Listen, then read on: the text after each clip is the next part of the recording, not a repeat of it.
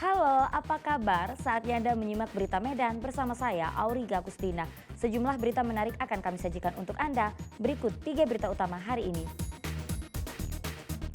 Terombang-ambing di tengah laut karena kapal karam. 5 nelayan asal Kabupaten Langkat berhasil dievakuasi. Berpotensi rebut medali emas, atlet tenis lapang asal Pematang Siantar terus berlatih jelang PON ke-21 September mendatang.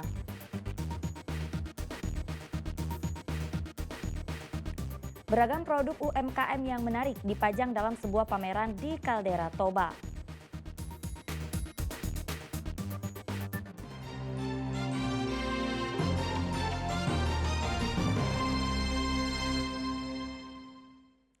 Informasi pertama, 5 orang nelayan asal Brandan, Kabupaten Langkat yang terombang-ambing di tengah laut berhasil dievakuasi setelah kapal yang ditumpanginya karam akibat cuaca buruk. Beruntung tidak ada korban jiwa dalam kejadian tersebut.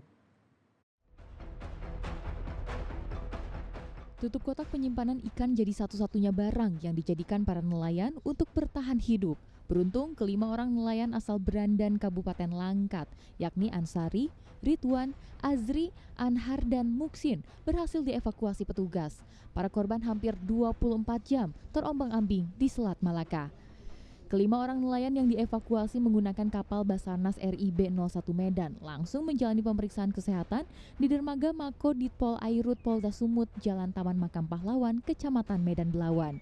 Kejadian berawal saat para korban berangkat Minggu sore dari Pangkalan Brandan menuju Tuasan atau lokasi mencari ikan.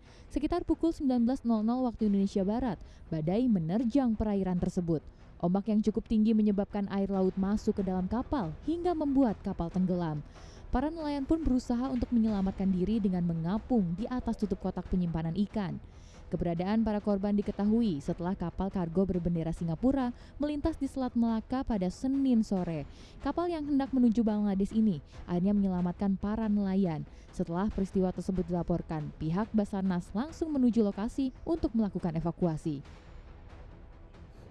5 nelayan tersebut dalam kondisi selamat dan kita evakuasi ke dermaga atau pelabuhan Belawan.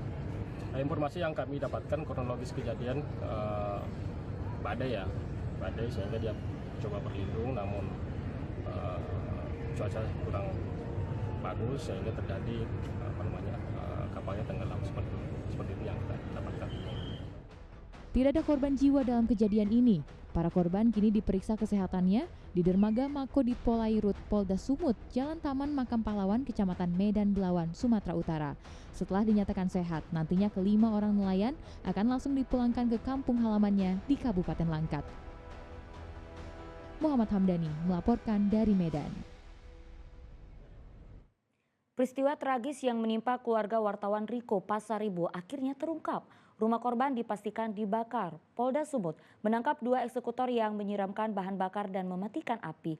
Namun motif dan siapa yang memerintahkan belum dijelaskan polisi. 11 hari berlalu sejak kebakaran tragis yang menewaskan Riko Pasaribu, wartawan media online di Kabupaten Karo bersama 3 anggota keluarganya. Polisi akhirnya menyatakan peristiwa itu bukan kebakaran murni. Pernyataan ini disampaikan pada konferensi di Mapolres Karo pada Senin siang. Penetapan terhadap 2 tersangka didapat berdasarkan pengumpulan sejumlah data. Salah satunya botol bekas bahan bakar campuran solar dan pertalite yang ditemukan 30 meter dari lokasi kebakaran, serta rekaman CCTV di sekitar lokasi kejadian. Juga foto satelit sebelum terjadinya kebakaran, pemeriksaan lapor dari sampel yang ditemukan, serta temuan awal forensik dari otopsi keempat jasad. Kedua tersangka yaitu Rudi Sembiring dan Yunus Tarigan. Tersangka Rudi Sembiring ditangkap lebih dulu pada 6 Juli lalu. Dari keterangan tersangka pada Minggu 7 Juli kemarin, polisi kemudian membekuk tersangka Yunus. Rudi Sembiring bertugas membeli bahan bakar solar dan pertalite, total senilai 130.000. Kemudian menjadi pengemudi motor untuk menuju dan meninggalkan lokasi.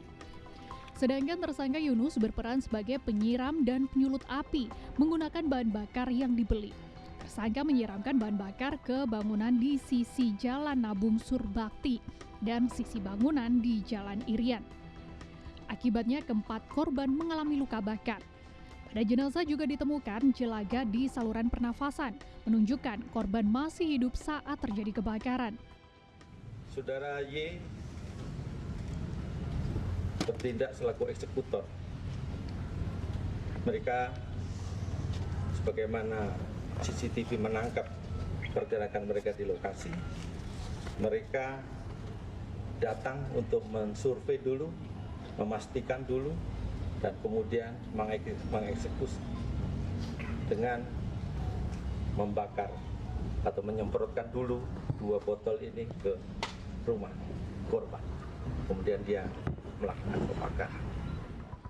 Meski menetapkan 2 eksekutor, Kapolda Sumatera Utara tidak merinci pengorder dan motif keduanya. Polisi telah memeriksa 28 orang saksi. 3 diantaranya merupakan saksi yang mengetahui rencana tersangka dan menerangkan pembelian bahan bakar. Barang bukti yang disita masing-masing sepeda motor, botol air mineral bekas campuran solar dan pertalite, selimut yang dikenakan tersangka untuk menutupi wajah, mobil, serta handphone kedua tersangka untuk dilakukan digital forensik. Kedua tersangka dijerat pasal 187 ayat 3 dengan hukuman maksimal seumur hidup. Tuti Alewelubis melaporkan dari Kabupaten Karo. Majelis Hakim Pengadilan Negeri Stabat memvonis bebas mantan Bupati Langkat. Sang mantan bupati dituduh terlibat dalam kasus tindak pidana perdagangan orang, kasus operasi tangkap tangan KPK, dan kepemilikan satwa dilindungi.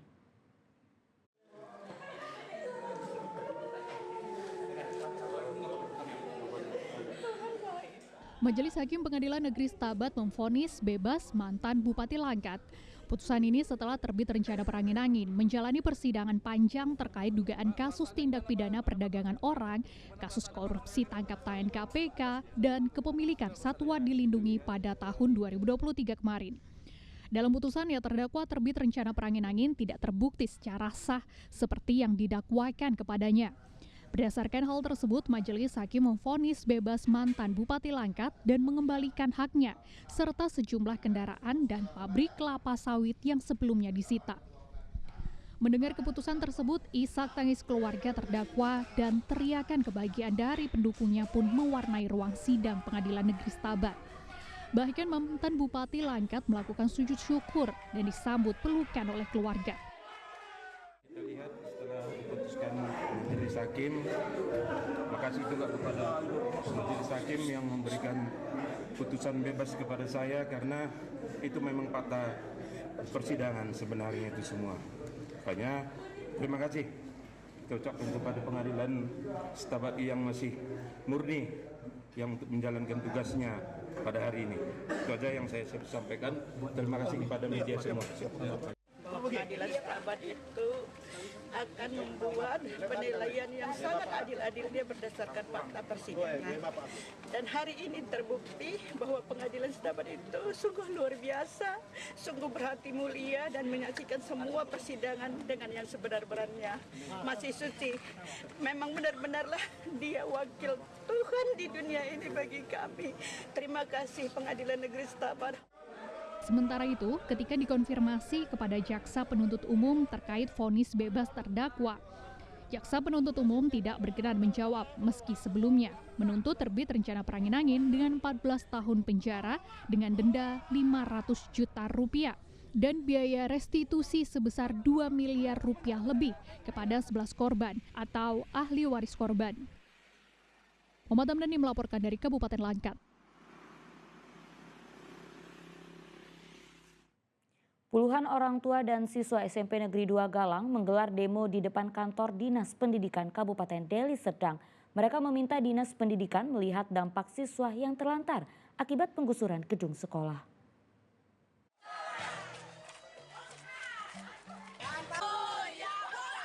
Dengan menggunakan seragam sekolah dan membawa karton, siswa-siswi SMP 2 Galang ini ikut dalam aksi demo yang digelar di kantor Dinas Pendidikan Kabupaten Deli Serdang. Bukan tanpa alasan, para siswa dan orang tua murid menggelar aksi sebagai buntut dari penggusuran lahan sekolah yang terjadi di SMP Negeri 2 Galang, Desa Petumbukan, Kecamatan Galang, Kabupaten Deli Serdang. Tidak ketinggalan, para orang tua juga ikut anaknya melakukan unjuk rasa di lingkungan kantor pemerintahan Kabupaten Deli Serdang. Penggusuran terjadi karena adanya sengketa lahan yang menyebabkan sekolah SMP Negeri 2 terpaksa digusur. Akibatnya, para siswa-siswi terpaksa mengungsi dan melakukan aktivitas belajar mengajar di gedung Sekolah Dasar Negeri 2. Lokasi gedung sekolah yang dijadikan tempat pengungsian dinilai jauh dan tidak kondusif karena para siswa SMP Negeri 2 Galang harus berbagi ruangan kelas dengan anak sekolah dasar. Para orang tua murid akan membuat laporan ke Polda dan Kejati Sumatera Utara agar menindaklanjuti permasalahan ini. Dikasih tahu sama masyarakat di sana, itu gedung SMP Negeri 2 Galang ditelantarkan. Bukan ditelantarkan, itu memang diusir oleh kepala dinas. Nah, diusir. Kalau memang itu bermasalah, tanah kan milik Al-Wasliyah, tapi gedung milik pemerintah. Kenapa sekarang dikuasai oleh Al-Wasliyah? Kan jadi pertanyaan itu. Nah, kami segenap wali murid sepakat. Besok kami buat laporan ke Polda Sumatera Utara agar hal ini ditindaklanjuti. Setelah menggelar aksi di kantor Dinas Pendidikan Deli Serdang, para siswa dan orang tua murid ini melanjutkan aksi demo di kantor Bupati Deli Serdang, Sumatera Utara.